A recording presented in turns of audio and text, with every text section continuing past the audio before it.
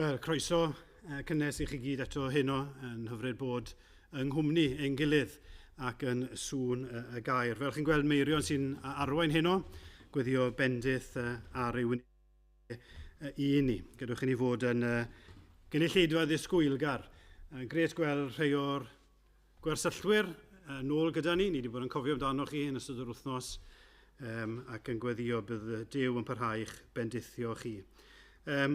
Fel oedd Rodri'n gweud bore yma, does dim coeddiadau penodol yn ystod yr wythnos oherwydd bod y gynhadledd yn Aberystwyth. Cofiwch am y gynhadledd Gymraeg yn Aberystwyth. Emyr fydd yw'r prif siaradwr. Bydd e'n siarad bore dydd Mercher, bore dydd Iau a bore dydd Gwener. Mae modd, os ydych chi'n methu dod i Aberystwyth, mae modd i chi ddilyn ar YouTube. Os ydych chi roed mudiad Efengylaidd, mae'n siŵr gallwch chi gael y link. Os oes problem, cysylltwch gyda un ohono ni a newn ni driach cynnwrthwyo chi fyna. Felly cofiwch am Emyr yn ystod yr wythnos. Ac yna, fel o'n i'n gweud, bydd dim byd penodol yn digwydd o ran yr eglwys tan Sul nesaf, a wedyn bore dydd Sul nesaf, bydd Rodri George yn harwain ni, ac yna byddai'n arwain yn yr hwyr. Dyna'r coeddiadau. Gadewch ni ei weddio gyda'n gilydd. O Dduw ein tad, i ni yn diolch bod yr rhyddid gyda ni ddod unwaith eto, a dod yn benodol i daddoli di, yn Dduw tad, mab ac ysbryd glân. Gorglwyd ni'n gweddio i ti roi gwir awydd yno ni, i godi ac i ddfoli di. Arglwydd i ni'n aml yn cael ein tynnu gyda pethau y byd, ni'n aml yn cael ein sylw ni i dynnu at bob math o bethau. Helpa ni nawr i ganolbwyntio arna ti dy hun, ar ein gwaredwr, yr arglwydd Iesu Grist. O arglwydd, mae'r gymaint o'r gwirioneddau amdano fe, gwirioneddau dy air di'n mor gyfarwydd â ni. A wneud i weinidogaethu i ni heno gyda ryw ffresni trwy'r ysbryd glân. Ac y byddwn ni'n mynd o yma arglwydd gyda ryw frwdrydedd newydd i ganmol di ac i fyw dy glod. Trigarha wrthon ni nawr os gweli di fod yn dda, rhagorau'r ein deisyfiadau, am bod ni'n gofyn y cyfan yn enw ac yn heiddiant Iesu Grist ein gwaredwr. Amen.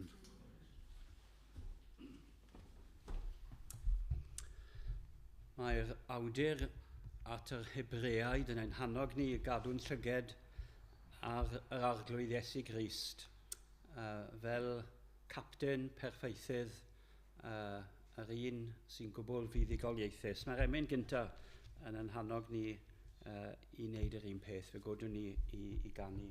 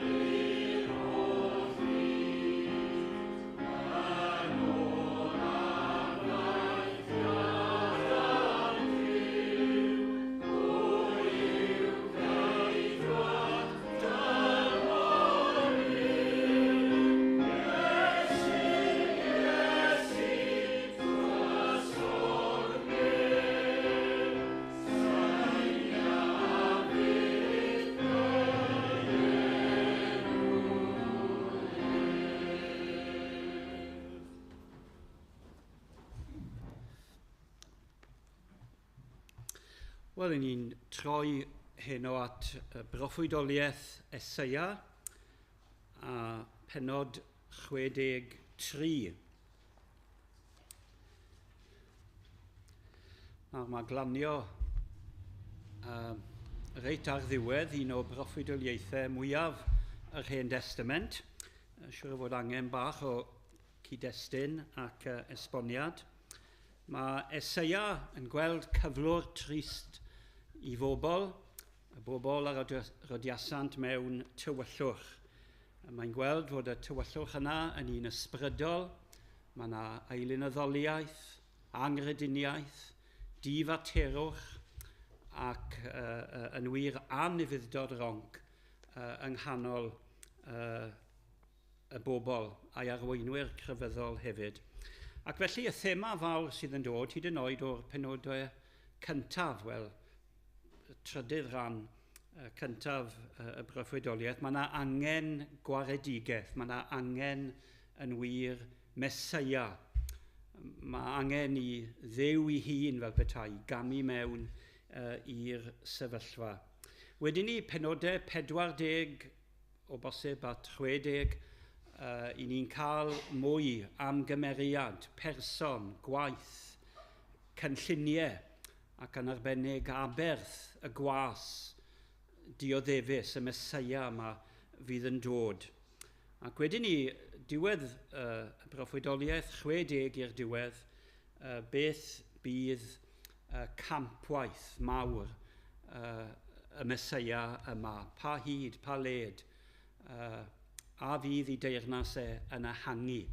Ac mae yna rybuddion trwy'r broffwydoliaeth, rybuddion os mae aros ar lwybr anufuddod tywyllwch, wel, fydd y cyfan yn dod i farn ac i ddigofaint. Ond mae yna addewidion, mae yna lwybr arall, mae yna lwybr gras, trigaredd, maddeiant. Ac os y'n ni'n cerdded y llwybr yna, fydd yna fendithion dir i bobl yr arglwydd. Yn 63, y'n ni'n cael sôn am frwydr sydd yn mynd i ennill y bendithion yma i ni. Ac mae'r benod yn dechrau gyda cwestiwn, pwy yw hwn sy'n dod o Edom, yn dod o Bosra, a'i ddillad yn goch, y mae ei wisg yn hardd, a'i gerddediad yn llawn o nerth. Myfi yw, yn cyhoeddi cyfiawnder ac yn abl i waredu. Pam y mae dy wisg yn goch, ath ddillad fel un yn sathru mewn gwynryf. Bym yn sathru'r grawnwyn fy hunan. Nid oedd neb o'r bobl gyda mi, sethrais hwy yn fy llyd, a'i mathru yn fy nicder. Ymdeinodd ei gwaed dros fy nillad, nes cochi fy ngwisgoedd i gyd. Oherwydd roedd fy mryd ar ddydd dial, a daeth fy mlwyddyn i waredu. Edrychais, ond nid oedd neb i'm helpu, a synais nad oedd neb i'm cynnal. Fy mraich fy hun am gwaredodd, a chynhaliwyd fi gan fy nicder. Sethrais y bobl yn fy llyd, a'i meddwi yn fy nicder, a thywallt ei gwaed ar lawr. Mynegaf ffyddlondeb yr arglwydd, a chanu ei glodydd. Am y cyfan a roddodd yr arglwydd i ni, a'i ddeioni mawr i di Israel. Am y cyfan a roddodd iddynt o'i drigaredd, ac o lawnder ei gariad di sigl.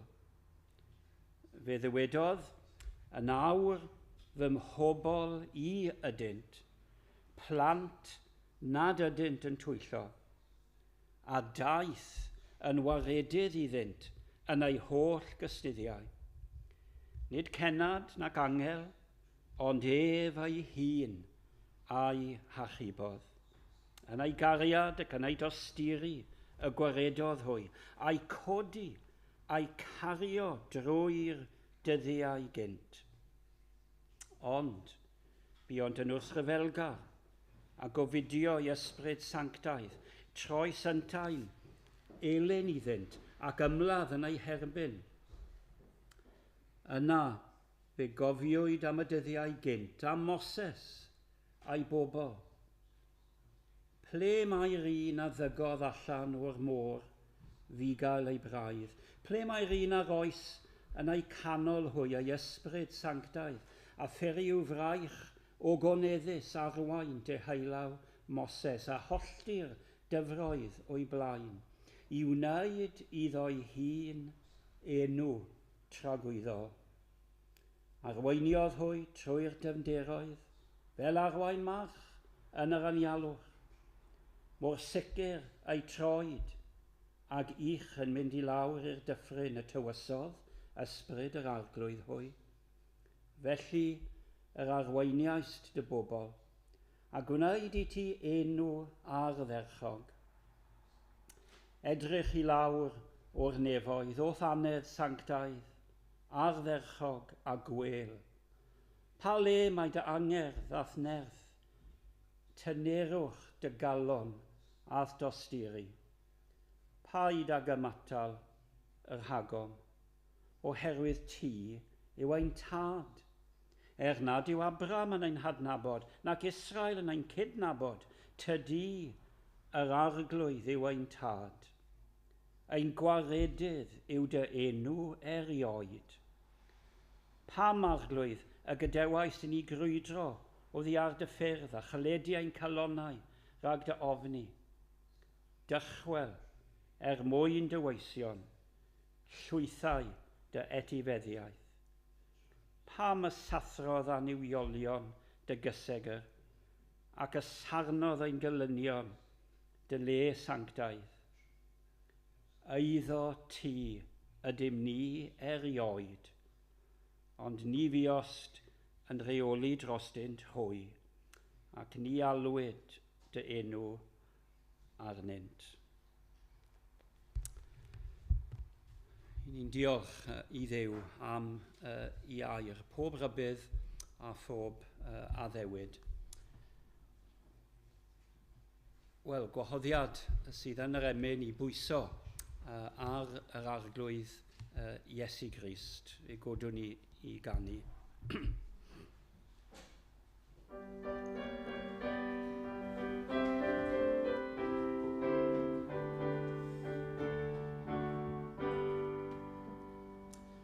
Oh,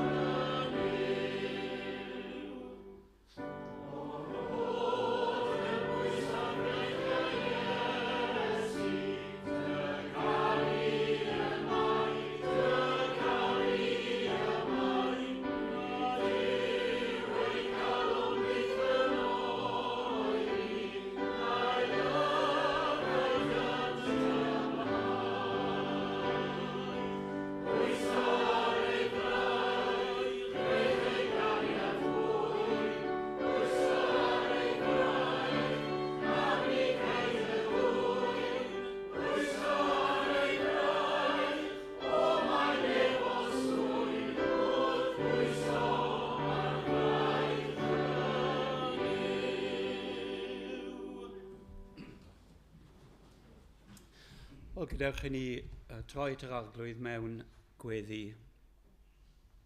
I ni yn diolch i ti o arglwydd ein Duw am y croeso a'r cymell sydd arnom ni yn dy air di i ddod yn gwendid o arglwydd i bwyso arna ti.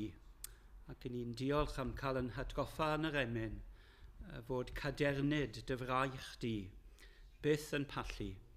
I ni'n diolch o arglwydd lle i ni'n wan yr wyt ti'n gryf, le i ni'n methu yr wyt ti'n llwyddo. Ac o arglwydd i ni'n diolch ein bod ni'n cael dod mor agos a hynny i bwyso, nid o bell ond i ddod yn agos, yn wir i ddod o arglwydd fel bod curiad dy galon di fel petai yn glywadwy i ni.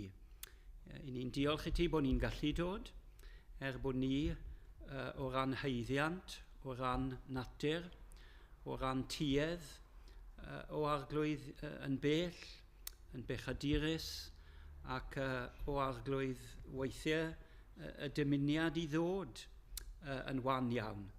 Ond o arglwydd i ni'n diolch fod ti'n tynnu ni ar dy ôl, wyt ti'n denu ni, ac o arglwydd weithiau y mae bod yn y pwll mwyaf tywyll, yn y pwll mwyaf o arglwydd yn gallu atgoffa ni fod rhaid i ni weiddi arna ti, ac i ni'n diolch fod ti'n dod. Yn wir, cyn bod ni'n galw yr wyt ti wedi agosau, cyn bod ni'n agor yn gwefusau o arglwydd, yr wyt ti yn dod atom ni mewn trigaredd, mewn gras, fel tad wrth ei blant y tostyria. Mae'n cofio mae llwch ydynt hwy, ac wyt ti'n cau y pellter trwy dy gyfiawnder dy hun yn Iesu Grist, trwy i aberth ddigonol, iawnol ef ar y groes, a wyt ti wedi gwneud y cyfan mwyn ein dwyni ata ti dy hun. Ac ni'n dod heno ac yn gofyn am cymorth dy lan ysbryd yn yr addoliad, cymorth dy lan ysbryd wrth gweddio yn awr arna ti, ac o arglwydd cymorth i ddeall y gair, ac i dderbyn y gair, ac i gofio'r gair, ac o arglwydd y bydd i di'n plannu yno ni'n ddofn dy wirioneddau di heno. I ni'n diolch o arglwydd yn ystod y cyfnod haf yma yn y mynd ar dod. I ni'n diolch bod rai yn cael cyfle i cael gwyliau, cael gorffwys, cael adnewyddu meddwl a iechyd, ac i ni'n gwyddio am y rai hynny sydd ar ei gwyliau, fydd di'n bendithio nhw. Y rai sydd wedi bod mewn cynhadledd, y rai fydd yn mynd i gynhadledd yr wythnos yma, a bydd di'n defnyddio cymdeithas y gynhadledd, cwmniaeth saint, ac yn arbennig y gair, a bydd y cyfan yn fendith. I ni'n gwyddio'n arbennig am Emyr, bydd di'n helpu fe o arglwydd i fod yn drew i thair di, i fod yn glir, i fynegiant, ac yn gynnes wrth gymhwyso dy air di, ac y fydd llawer o arglwydd yn profi bendith.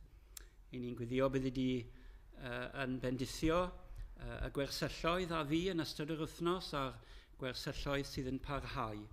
I ni'n diolch am y cyfle mae plant a phobl ifanc yn cael eto i gael cwmni Cristnogol iach, i gael mwynhau hyd yn oed yn y chwarae, ac o arglwydd eto y cyfle i glywed y gair, i drafod y gair, i weddio, a nifer ohonyn nhw falle yn cael cysylltiadau lle fydd na ffrindiau oes. O arglwydd, bendithiau'r cyfan. Ni'n meddwl am y gwaith tystiolaethu sydd yn digwydd ar y traethau, ac mewn clybiau, gwyliau plant, ac mewn mannau eraill. O arglwydd, arddel dy faith wirionedd yn ein dydd ac yn ein cyfnod ni. I ni'n gwyddio yn arbennig dros rai o arglwydd sydd wedi colli anwyliad, o arglwydd rai wedi colli cymar oes, mam a mam gi annwyl ac o arglwydd i ni'n gweddio.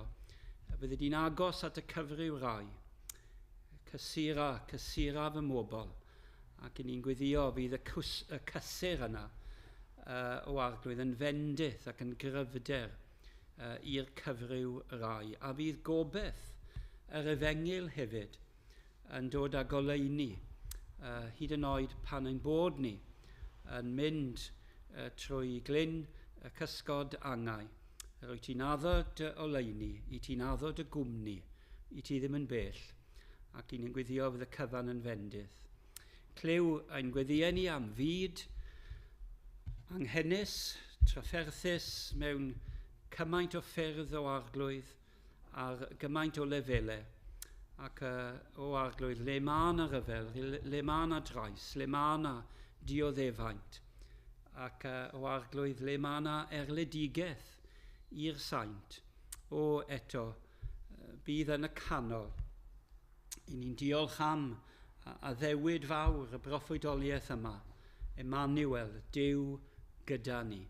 Ac i ni'n gweddio y bydd agosatrwydd di a dy bresenoldeb hyfryd di gyda thwaision ym mhob man. Clyw ni'n gweddio'r cyfan yn enw ac yn haeddiant Iesu Grist. Amen. Wel, mae'r emyn nesaf yn gofyn yn arbennig am fendith ac am drigaredd Duw, ac mae'r emynydd yn benodol iawn ar Gymru yn gwlad ni. I ni wedi bod mewn gwyliau cenedlaethol a gweld nifer o bethau da, nifer o bethau hyfryd, ond nifer o bethau anghennus iawn yn ein gwlad ni ar hyn o bryd, ac mae yna weddi dros Gymru yn y fan hyn. O, ti eisiau chwarae fe reit trwyddo? Yeah.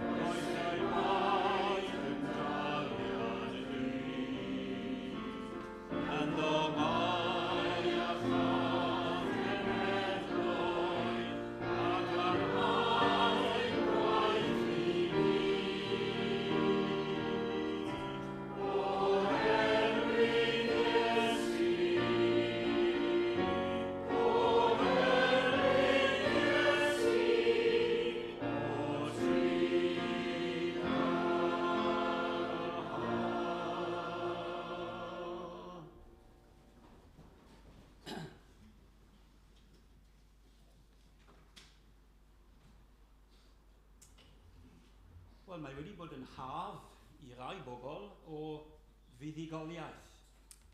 Ac mae pawb yn mwynhau yn bach o fuddugoliaeth.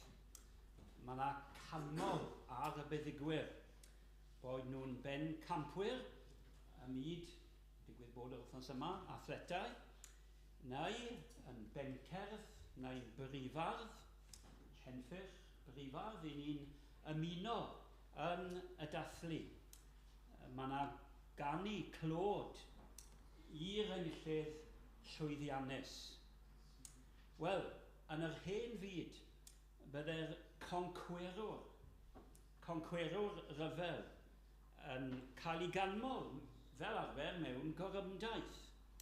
Gorymdaeth wrth iddo ddod adre I lwyddiant, I gonquest.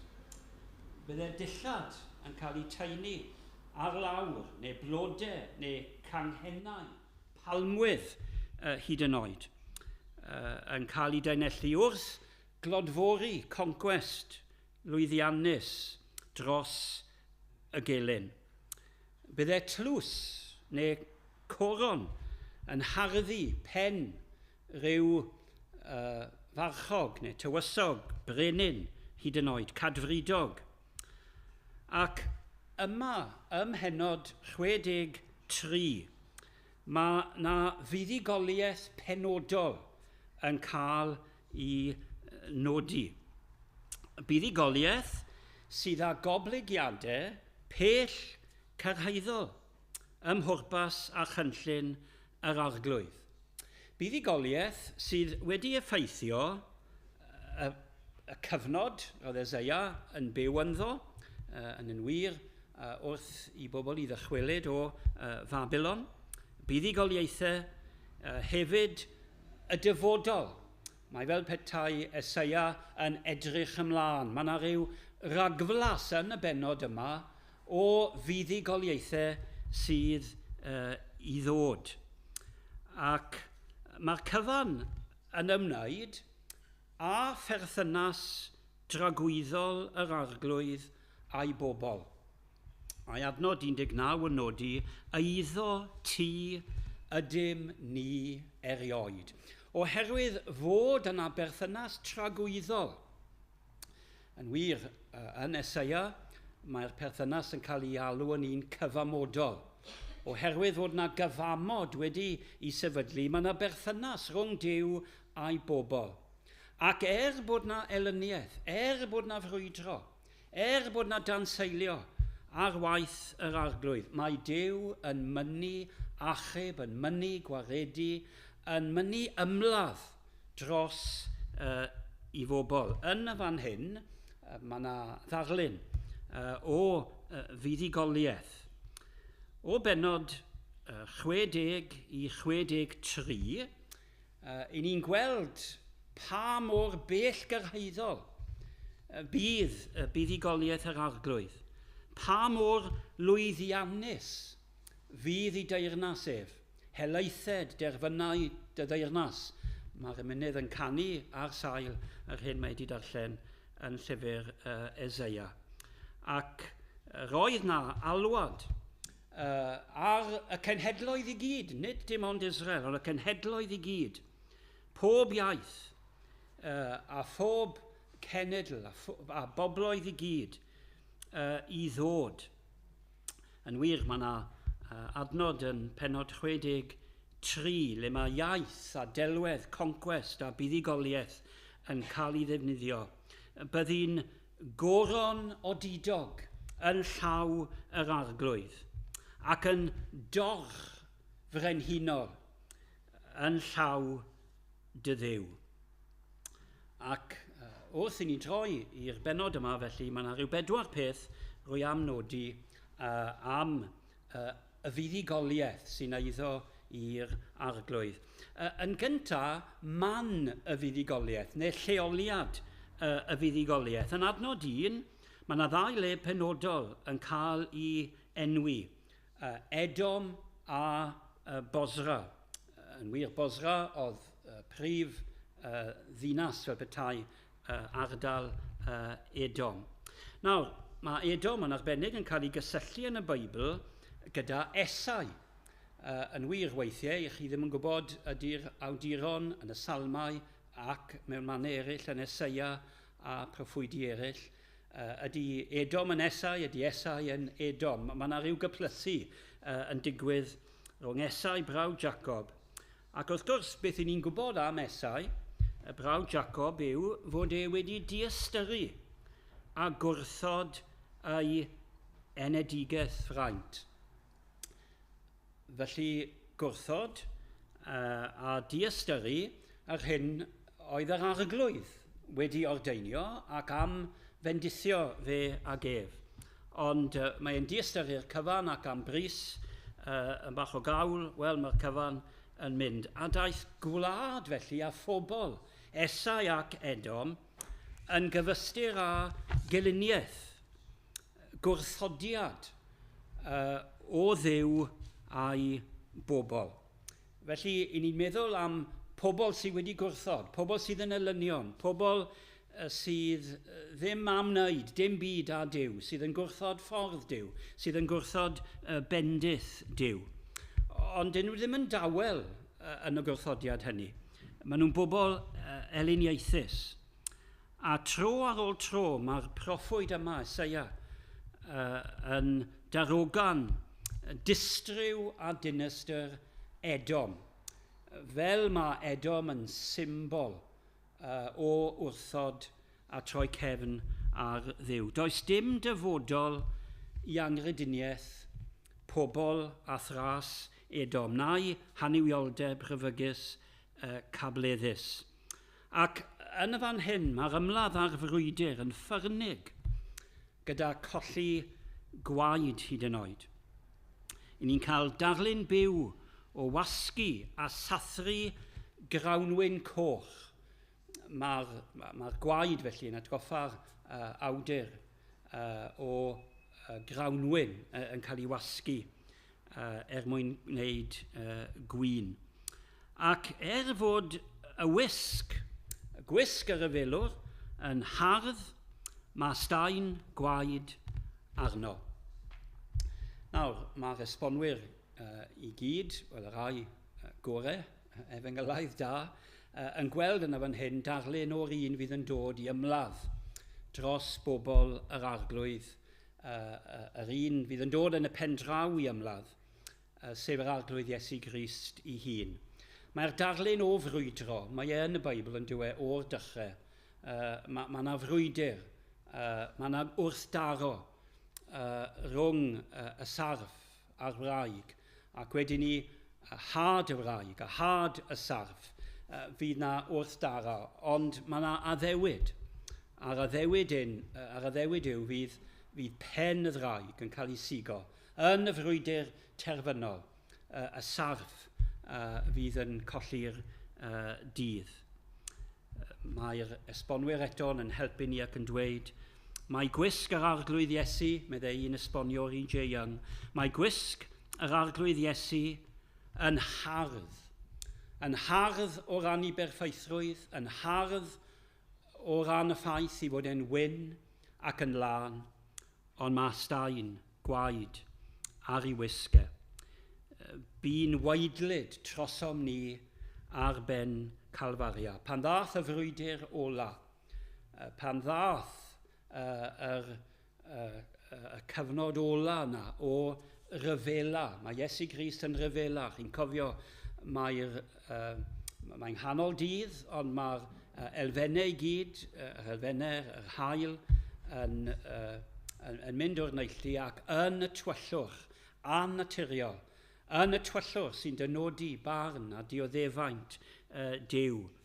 Mae'r arglwydd Iesu yn y frwydr, yn erbyn anghyfiawnder, yn erbyn anniwioldeb, yn erbyn grym a nerth y diafol ei hun. Mae e'n gwaedu. Dyma y cymal sy'n cael ei ddefnyddio tro ar ôl tro gan yn hymunyddion ni. Mae'r gwaed yn diferu, mae'r gwaed yn cael ei wasgu fel grawnwyn yn cael ei wasgu. Raid oedd ennill y dydd dros y gelyn cas. Fe safodd fy mrenin fy hunan, gorffygodd heliogaeth y ddraig. Yn y man lle mae'r frwydr poetha, yn y man lle mae'r angrediniaeth ac anywioldeb a pechod i weld, yn y fan yna mae'r dig a'r gosb yn cael eu pwyso. Felly dyna man y fuddugoliaeth. Ond mae yna un sy'n fuddigol, a dyma'n hael pwynt ni'n syml iawn, pwy yw'r conqueror? Man y fuddigoliaeth, wel pwy yw'r buddigwr? Pwy yw'r person sydd yn fuddigol? Pwy all frwydro? Pwy all ennill? Pwy sydd â digon o nerth i oresgyn? Wel, mae'r ateb yn dod yn syml iawn yn niwedd adnod gynta, my fi yw, yn cyhoeddi cyfiawnder ac yn abl i waredu. Yr arglwydd dduw i hunan yn y frwydr. Mae e'n dod i hunan i sathru pen fel petai y gelyn, i ennill y dydd ac i goncro. Nid unrhyw berson arall, mae Duw ei hun yn concro. A sylwch dau beth sy'n cael ei nodi am y gonquest ac am y person ei hunan. Dau beth hanfodol amdano. Mae'n dod yn cyhoeddi cyfiawnder. Nawr, mae hwn yn help i ni oherwydd mae fi yw yn cyhoeddi cyfiawnder, dyma'r peth a gollwyd.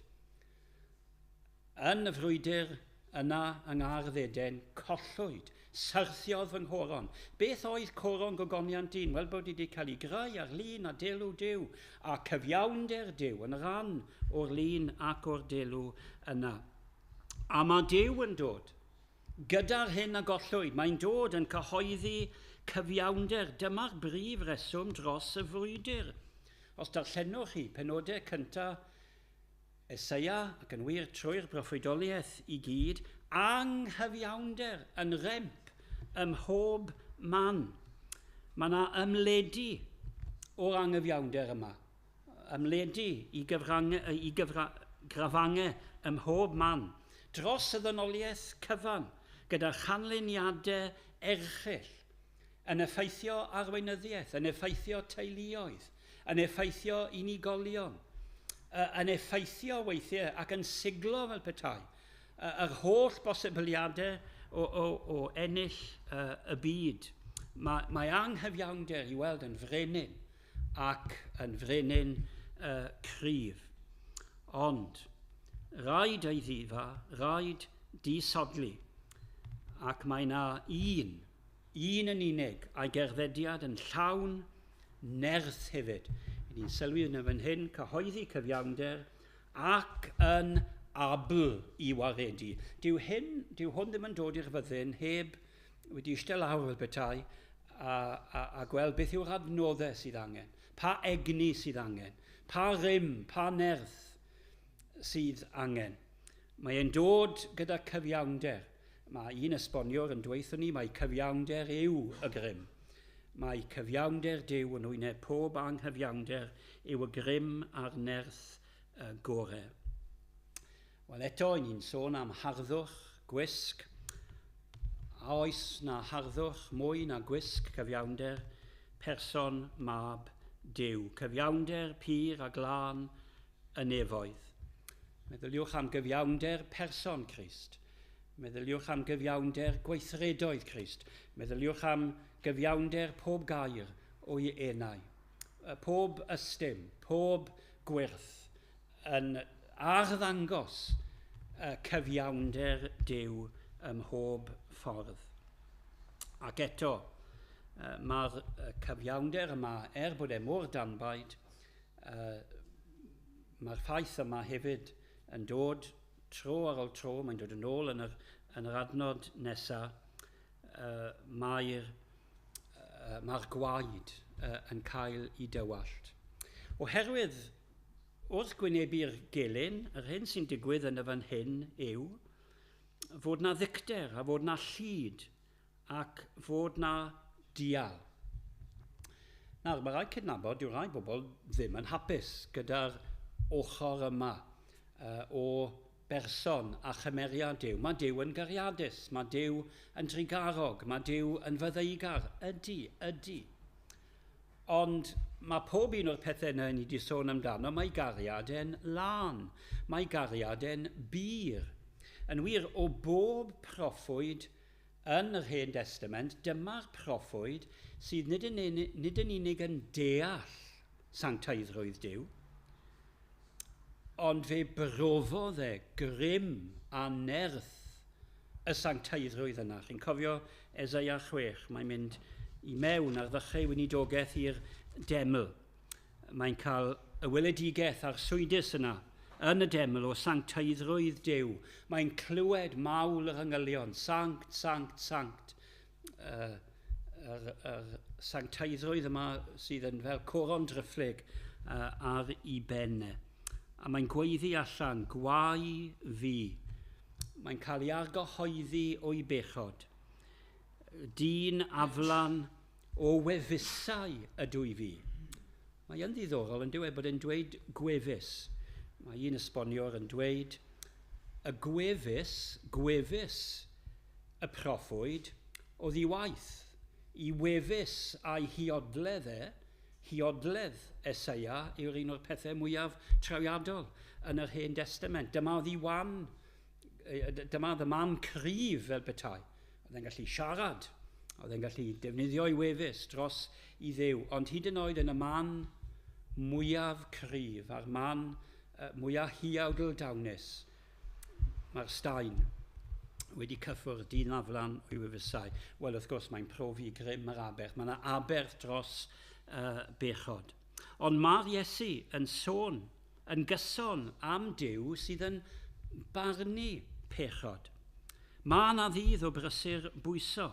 Yn wir, mae'r Beibl yn gorffen yn llyfr y Datguddiad. Oes, mae yna olwg ar ogoniant, mawredd, yr oen, ac ogoniant y nef, ond hefyd llyd yr oen. Llyd yr oen a dioddefaint hyd yn oed a chosb uffern. Ac felly mae'r frwydr yma'n ddifrifol.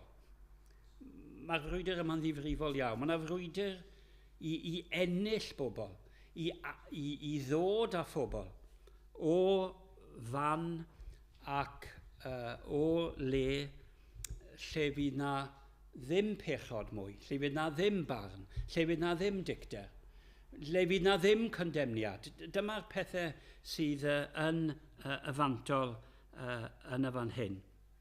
Ac mae Paul yn dweud atgoffa'r saint yn Ephesus.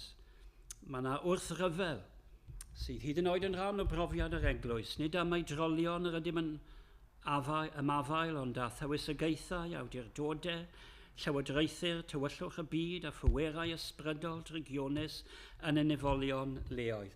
A mae Paul yn dweud nhw ddod yn ôl, ymnerthwch yn yr arglwydd, dewch yn ôl i'r frwydr, y med i ennill trosto ni.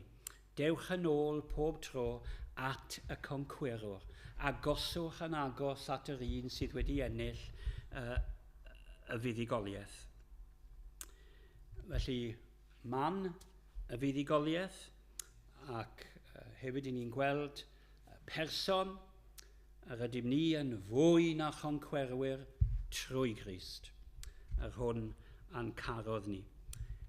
I ni ar y tîm buddigol, neu gwnewch yn siŵr eich bod chi ar y tîm buddigol. Yn drydydd, i ni'n gweld rhywbeth o freintiau y fuddigoliaeth. Sylwch tair gwaith yn adnodau 1 i 7, y pwyslais ar gwaredu. Adnod 1, yn abl i waredu. Adnod 4, daeth fy mlwyddyn i waredu, sydd yn ddiddorol iawn achos dydd dial, dwyrnod, ond yn gyfystyr, wel ddim yn gyfystyr, yn fwy, mae trigaredd yr arglwydd yn fwy na'r dial, gwaith estron yw'r dial, dydd dial, ond blwyddyn. Fy mlwyddyn i waredu, ac adnod 5, fy mraich fy hun am gwaredodd. Dyma un o brif breintiau y fuddugoliaeth. Cael iachawdwriaeth, cael gwaredigaeth, a chybiaeth rhag pob drwg, pob gelyn. Trwy proffwydoliaeth Eseia, dyma'r cloch fel petai, sydd yn canu yn gyson. Y mae gan Dduw pob gallu i waredu, pob nerth, a mae hynny'n gorffwys ar ysgwydd, cadarn, cryf, llywodraeth, y rhyfeddol cynghorwr, Duw cadarn, tad tragwyddoldeb, tywysog tangnefedd. A hynny gyd wedi ennill, y gonquest, y fuddugoliaeth wedi ennill, fel ni wedi sôn eisoes, trwy'r gwas ddioddefus. Mae yna oen, ac fe ath i'r lladdfa yn ein lle ni, i waredu. Mae Saint y Nef yn dyn nhw yn canu am y waredigaeth yma. Un Duw ni sy'n eistedd ar yr orsedd ac i roi'n y perthyn gwaredigaeth. Dyma prif fendith y fuddugoliaeth yma. Mae Saint y Nef yn dweud Amen, mwy nag unwaith. I Dduw y bwr mawl, y gogoniant, y diolch, yr ynrydedd, y gallu, a'r nerth byth bythoedd. Hynny yw, mae'r holl clod am y waredigaeth yma, nid i ni o arglwydd, nid i ni, ond i'th nerth dy hun. Pan mae yna bobl yn ennill mewn steddfod neu mewn maes athletau, mae'r llif ole arnyn nhw, i gallu, i talent, i dawn nhw, a da iawn. Ond yn y fan hyn, arno fe mae'r golau. Pob tro, i dalent, i allu, i ddawn, i orchest fawr ar y groes. Ac wedyn ni, a mae hwn yn mynd i fod yn gyflym iawn, o o adnod 7 ymlaen, mae yna mawl am y fuddugoliaeth. I ni wedi gweld man y fuddugoliaeth, i ni wedi gweld person y buddugwr, i ni wedi gweld y prif breintiau, ac mae'r proffwyd fel y mae mewn mwy nag un man yn canu allan, yn dod â salm o fawl. Ac yn yr adnodau yma, heb mynd i fanylder, mae yna ryw, eto, meddai un esboniwr, mae yna gadwyn eiraidd hyfryd yma. A mae pob cadwyn wedi glymu a'i gilydd. Mae'r clodydd yn cael ei ganu yn yr 8fed adnod. A beth sydd gyda chi yn y gadwyn yma yw priodoleddau yr arglwydd. Holl gymeriad yr arglwydd, i ffyddlondeb i ddaioni fe, i drigaredd cariad ddi-sigl. Mewn ffordd, ni'n dal i sôn am y breintiau, ond fan hyn maen nhw mewn cyd-destun mawl. Ac wedyn ni, fel petai yn goron ar y cyfan, mae fe'n perthyn i ni ac i ni'n perthyn iddo fe. Mae'r perthynas yma, perthynas cyfamodol yma, wedi i seilio a'i sefydlu yn y fuddugoliaeth yma, a mae hynny'n destun mawl. Mae'n rhaid i bobl yr arglwydd i fawrygu i ras, i ganu, i glod. Mae e'n gwaredu yn achub. Mae yna ddarluniau hyfryd yma yn dos e. Mae e'n cario, mae e'n codi, mae e'n bugeilio ac yn arwain i braidd. Mae'n rhoi ysbryd yn eu plith nhw. Mae'r cyfan yn iaith Exodus mewn ffordd. Gweld a phrofi cadernid braich yr arglwydd. Ac i le mae'r mawl yma'n arwain? Wel, adnod 12, i wneud iddo'i hun enw tragywydd.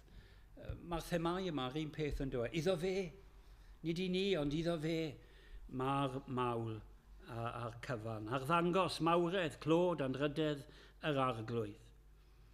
Ac wedyn, yng nghanol, mae'r mawl yn troi yn weddi.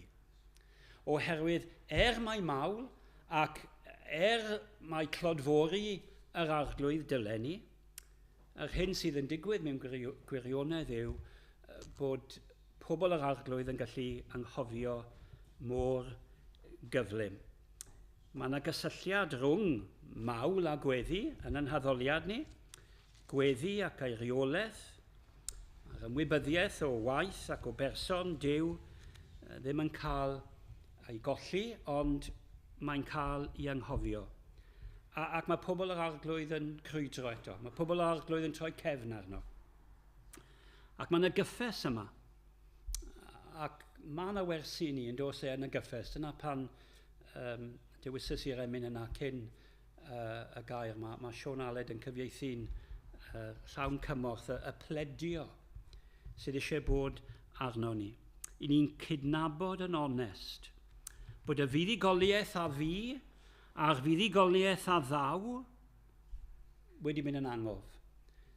Yn angof i ni'n bersonol ac yn angof i genedl ac i eglwys. Felly, i ni'n pledio. Mae yn ddiddorol gofyn y cwestiwn yn dweud mewn cwrdd gweddi, mae yna fawl, mae yna glod, mae yna ganu, mae yna ymhyfrydu yn yr arglwydd. Ond faint o bobl sydd yn pledio? Yn pledio ar sail, yr hyn i ni'n gwybod all fod yn fwy. Yn cofio clywed mwy nag unwaith, ambell i sant yn dweud, arglwydd ti'n haeddu mwy na hyn. Ac i ni mewn cyfarfod gweddi, eitha mawr weithiau, dyn ni mewn cynhadledd yr enghraifft, wrth gymharu â cwrdd gweddi eglwys leol, o'i ti'n haeddu mwy na hyn.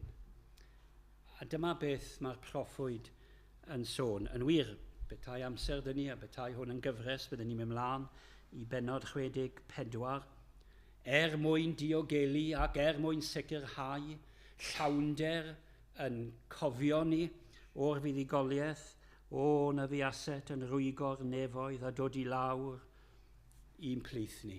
Yr ymdeimlad o angen i ti ymweld eto. I ni'n colli dy bresenoldeb di arglwydd. I ni'n colli ti yn y frwydr. I ni'n teimlo bod ni'n colli tir yn y fan hyn. I ni'n teimlo bod y gelynion yn dyblu ac yn treblu. Ond i ni'n pledio. Ac i ni'n pledio ar sail rhywbeth pwysig. A mae hyn yn ddiddorol oherwydd yn yr Hen Testament i ni. Ie, ein gwaredydd wyt ti o arglwydd. Ond mae yna sôn yn dos an yr adnodau yma oherwydd ti yw ein tad. I ni nôl at y berthynas. Dyma'r perthynas mwyaf pwysig. Mae'r plant yn gofyn i'r tad i ddod. Mae'r plant yn gofyn i'r tad i godi. Mae'r plant yn gofyn i'r tad i ddiogelu. Mae'r plant yn gofyn am bresenoldeb ac am fuddugoliaeth y tad eto yn eu plith nhw. Wel, pa mor bwysig? Ni'n sôn ar y dechrau yma, buddugoliaeth yn bwysig. Ond yn y fan hyn, buddugoliaeth yr arglwydd, o'n plaid ni. Ydy buddugoliaeth yr arglwydd yn cyfri i chi heno? Ydw e'n, nid yn unig yn annwyl i chi, ond mae'n holl bwysig i chi oherwydd ar sail y fuddugoliaeth yna enillwyd popeth i ni. Gwyddion, o arglwydd ein Duw, i ni'n gallu gweld llwyddiant y byd o'n cwmpas ni, i ni'n gallu ymhyfrydu yn y llwyddiannau. Ti sydd wedi creu y dyn a dynes a'r dy lun ac ar dy ddelw, ac mae yna gymaint i ddathlu yn ein byd ni. Ond o arglwydd, i ni'n gweld staen, pechod ar y cyfan, i ni'n gweld hunanoldeb, i ni'n gweld statws pobl sy'n meddwl bod nhw'n bwysig yn dylanwadu o arglwydd.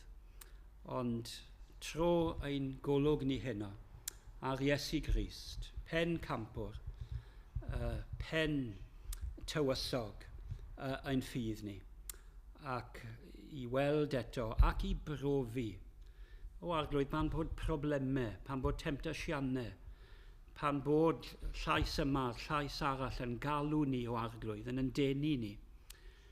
Holl leisiau'r greadigaeth o arglwydd, gad nhw'n ddistewi a mynd yn fyd, yn yngwydd, person a llais, yr buddugwr mawr ei hun, Iesu Grist. Amen.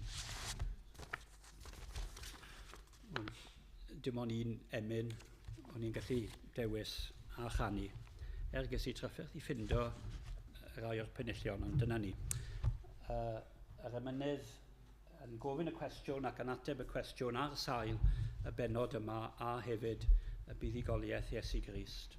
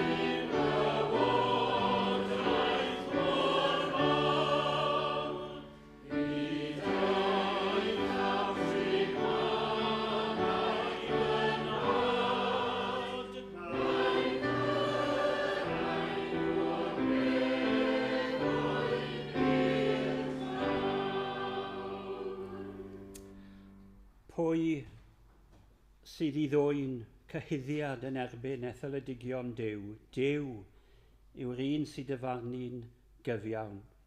Pwy sydd yn collfarnu? Crist Iesu yw'r un a fi farw, yn hytrach a gyfodwyd, yr un hefyd sydd ar ddehaelaw Duw, yr un sydd yn ymbil trosom. Pwy a'n gwahana ni oddi wrth gariad Duw, a'i gorthrymder, neu ein, neu erlyd, neu newyn, neu noethni, neu bergl, neu gleddyf. Hyn yn wir yw yr ein, fel y mae'n ysgrifenedig dy fwy'n di. Roddir I farwolaeth, fe'n roddir I farwolaeth drwy'r dydd, fe'n cyfrir fel defaid i'w lladd, ond yn y pethau hyn I gyd, y mae gennym fuddigoliaeth lwyr trwy'r hwn a'n carodd ni. A rwyf yn gwbl sicr, na all, nac angau, nac einioes, nac angylion, na thywysogaethau, na presennol, na'r dyfodol, na grymisterau, nac uchelderau, na defnderau, na dim arall a grewyd, ein gwahanu ni, oddi wrth gariad Duw yng Nghrist Iesu ein harglwydd. Amen.